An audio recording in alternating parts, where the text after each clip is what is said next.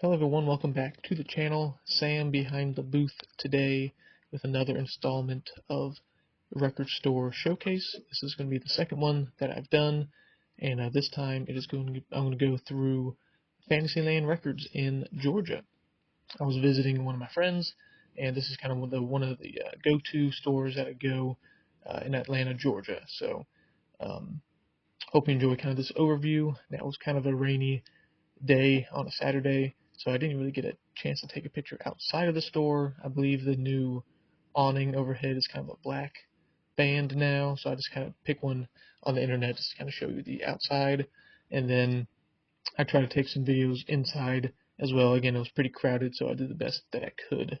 So I'll try to explain what all they had in the bins and what the store actually looked like. So we're going to start off with kind of the overview of the store here. I'll just kind of give a quick swoop around the store here.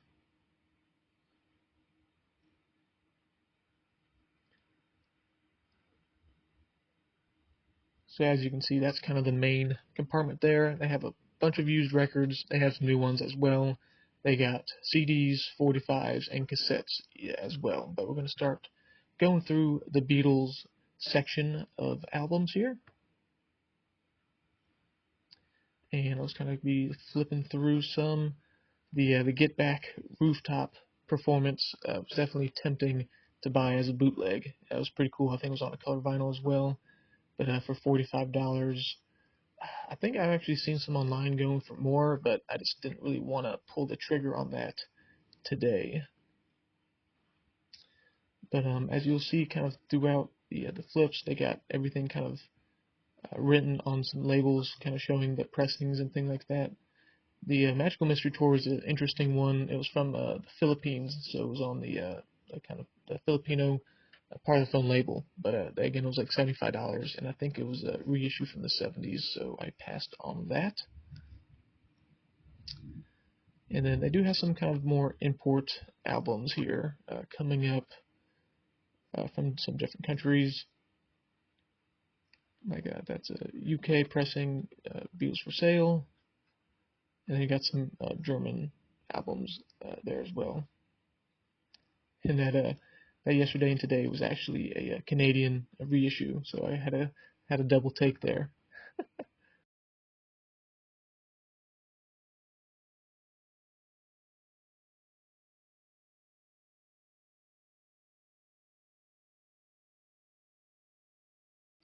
Alrighty, now we're going to go on to Paul McCartney section.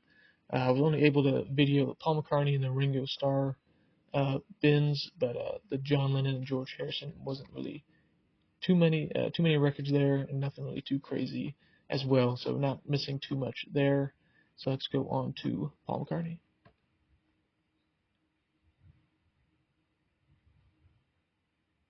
Always remember to take a look at the Paul McCartney's Russian album to see how many tracks are on the album, because there's some rare versions with some different numbers of tracks. I believe there's an 11, a 12, and a 13, I believe.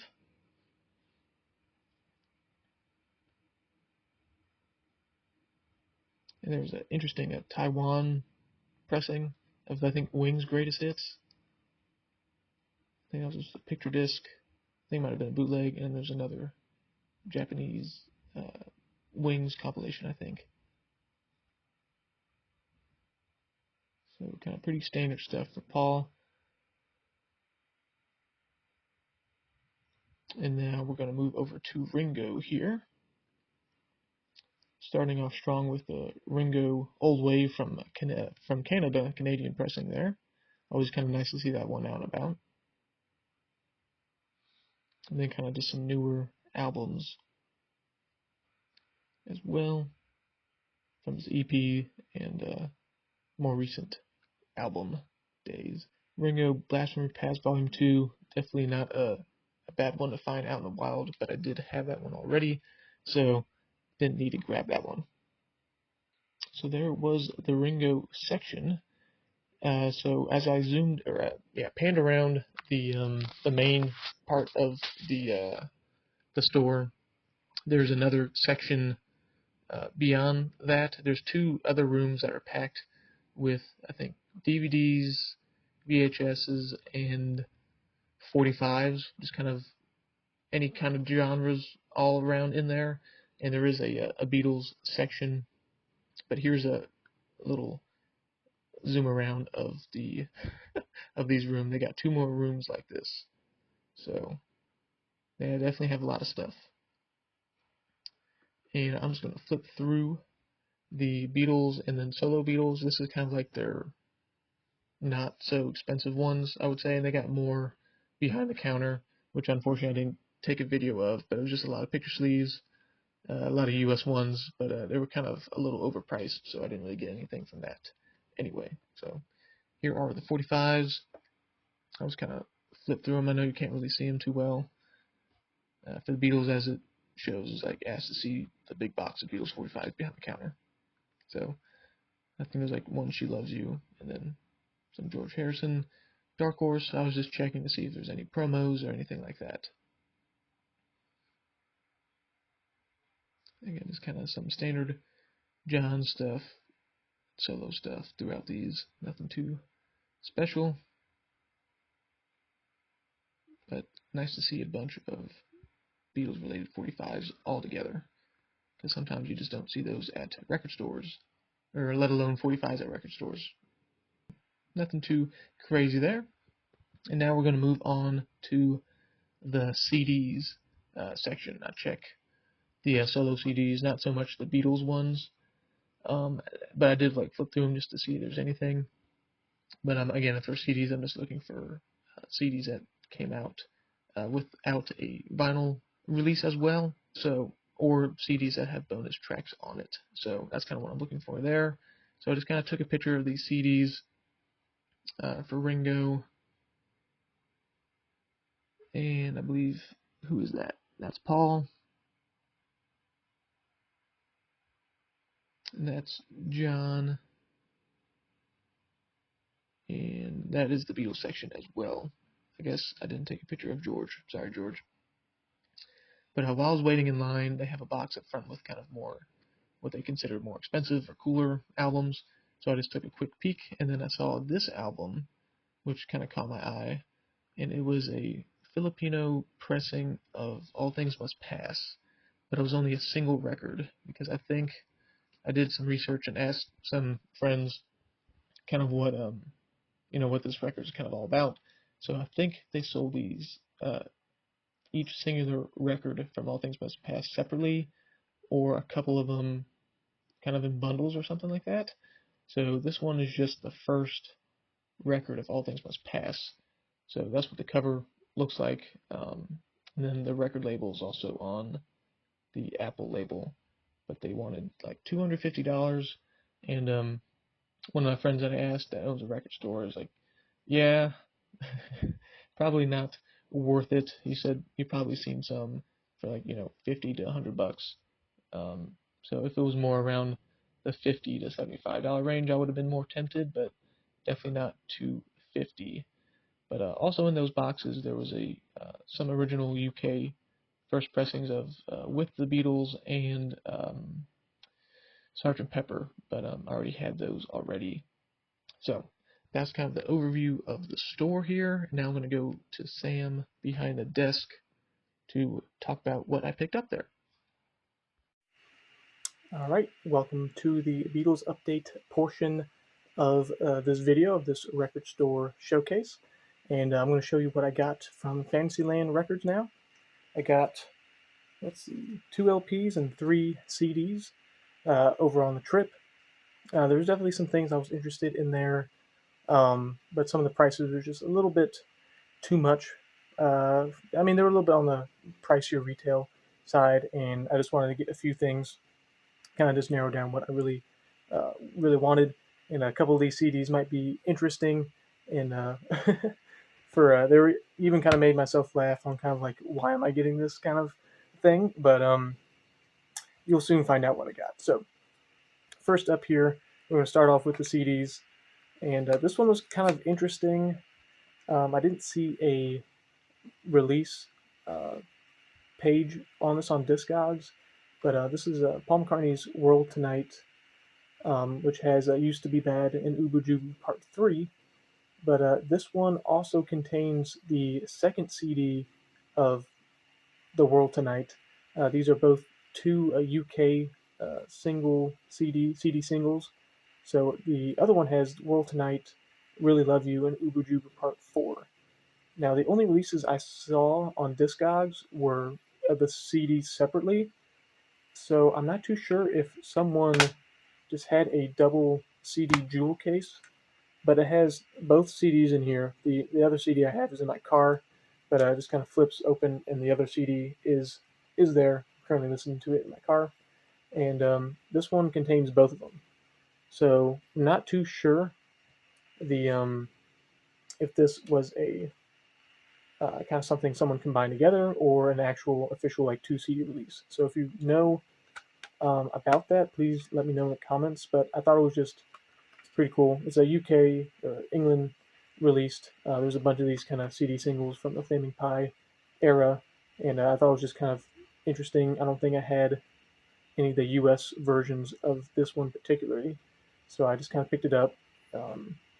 It was like $8 in terms of like if I saw the two CD singles separately, um, it would kind of combine together, around the $10 range kind of thing.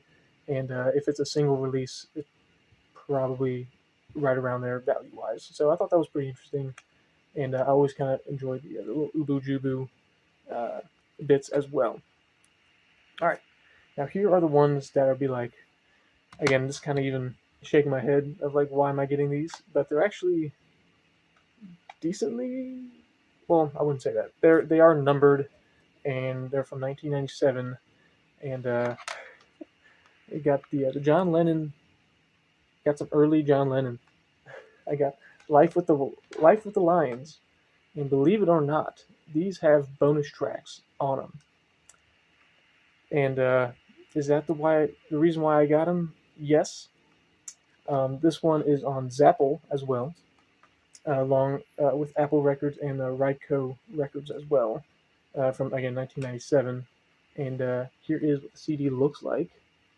And if you pop this open, kind of gives you what the actual record label looks like, and the bonus songs on here for this one is A Song for John, which is about 1 minute 30 seconds long, and the other one is Mulberry, which is about 9 minutes. Not too sure. It says previous unreleased, Yoko Ono vocal, John Lennon acoustic guitar. So, and that says it for both of them. So, not too sure what those are. I will listen to it. And then there's also the number has 8,276 for this copy. Not too sure how many they made. I'm guessing 10,000 plus. So here's the little booklet that comes inside. Kind of folds out. Some nice pictures there. So there you go. There's Life with the Lions on CD with bonus tracks. How kind of crazy is that? It was just kind of too funny to pass up. And I will listen to all of it in my car because I am crazy like that sometimes. So I'll let you know how those bonus tracks sound. And then, of course, to follow it up, we got the wedding album. And again, this one has bonus tracks. It has Who Has Seen the Wind, Listen, the Snow is Falling, and Don't Worry, Kyoko. So those are actually things that I know. But this one is on Apple and the Ryco label again. So same kind of style. That's what the CD looks like. Shows the actual labels. And it does kind of have elements of the box set. So like here's the wedding cake. And this number is 5,561. And this shows track listing, bonus tracks, things like that. And let's see what the booklet's got inside. So there's back, there's front, and this one is an actual booklet, not like a little fold out. So it just kind of gets probably some more pictures from like the booklet from the actual LP release. So let's see if it shows the bag is in bag. it would been pretty funny if it came with a little baggie around it or something like that. But I didn't see anything like that. But there's the press kind of get all that kind of stuff. So again, interesting releases, and for being a CD, again, I typically try to go find these for about $5, and that's how mostly you can find Beatles related CDs. But I looked on Discogs, and some of the averages on these are like kind of like more the $10 to $15 range, which I thought was kind of interesting. So um, now I guess I got to find two versions.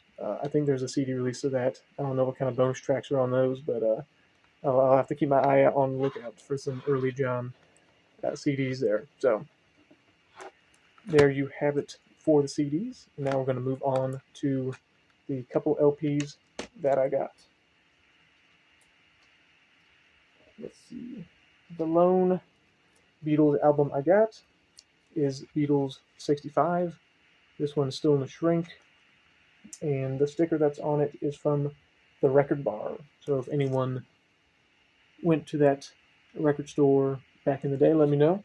And this one is on the green Capitol label from 1969, and I just didn't have this particular pressing, and it's in really good shape.